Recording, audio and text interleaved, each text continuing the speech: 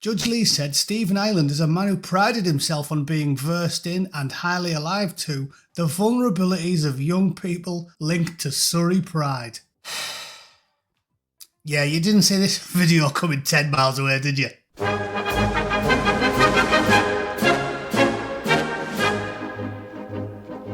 Look at that picture. I like to think just before it was took, he was saying, "Hey kids, this is my prison face." Also, I'm not going to gloat about this, right? You'd think a man like me would be pleased to see a bloke like that get a 20-year stretch for a bit of serial diddling. But no, I can get angry about anything. All this story's done is prove me right again. But nobody listens. We are replete with hundreds of examples of two-tier justice now, and still the lunatics that run the world deny the obvious, the painfully obvious. So no, this didn't make me happy, because 2 days ago, who was doing the rounds on Twitter? Bashrat was given 105 grand in legal aid, Saeed was given 194 grand in legal aid, and Naveed was given 125 grand in legal aid. And this fella, Abdul Rauf, went viral 2 days ago because people were quite surprised to find that the ringleader of one of Rochdale's most infamous diddling gangs was throwing parties, received 285 grand in legal aid, and served 2 years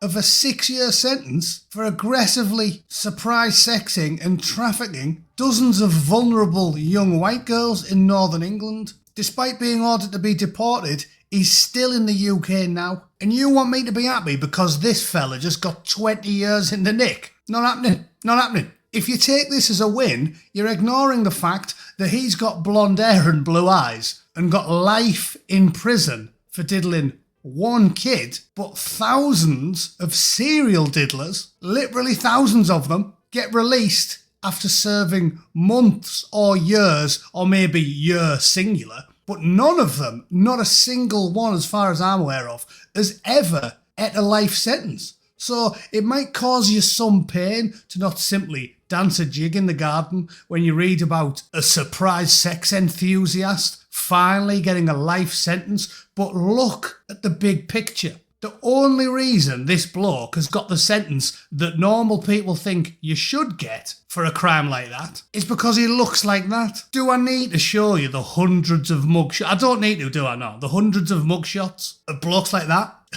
or that. Find me a single face, a single somewhat swarthy face from that entire greatest hits compilation, right, of England's endemic diddlers. Find me a single one on there who got 20 years. I'll wait.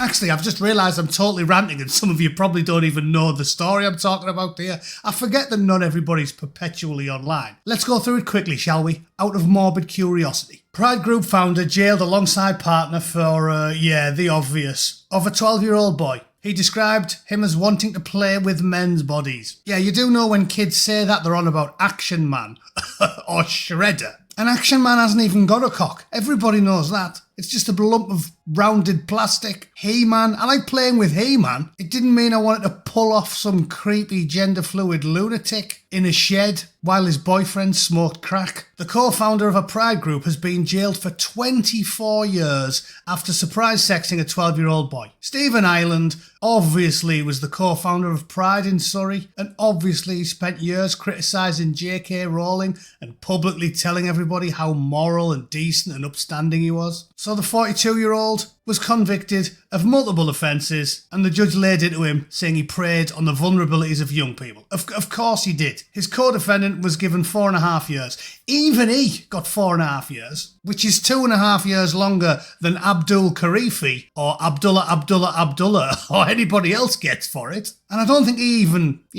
went all in. I think he merely, smoked a few doobies whilst flinging himself around his bedroom. Oh, that's a depressing picture, isn't it? Come on, show me the soy face one instead. Much better, that'll cheer me back up. I'm sure he's pulling that face when he ends up sharing a cell with 6 members of the Taliban. Both men were found guilty of voyeurism, possession of prohibited images, and the obvious. Ireland said he met the 12-year-old on the dating app Grindr, and then did a bit of meth and watched some Grumble films. Yeah, the obvious.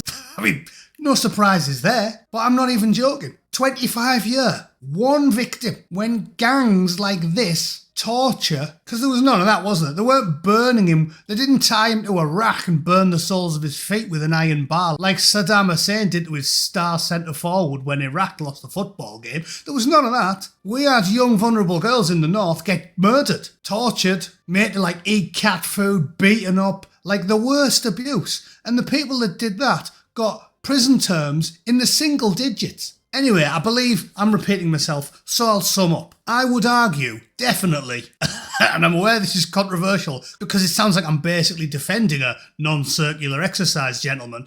I would argue that meeting an underage kid on a dating app and then having your wicked way with him is infinitely less of a crime than systematically torturing and abusing and trafficking dozens of children. And before anyone accuses me of being a pinko lefty, I would point out I'm more than happy for this fella to get 25 years. I'm just saying, dare I say it, I want some equality.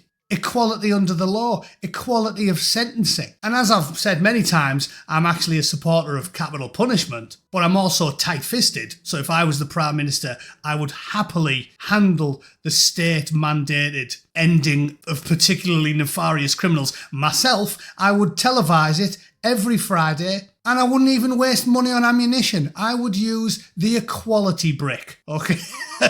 Totally reasonable, a very progressive item. The equality brick would be used on criminals of all colours and creeds with no fear or favour. So, that's my piece. If you want to clip this video and deceptively edit it to make it look like I'm as pro-diddler as Ian Huntley, please be my guest.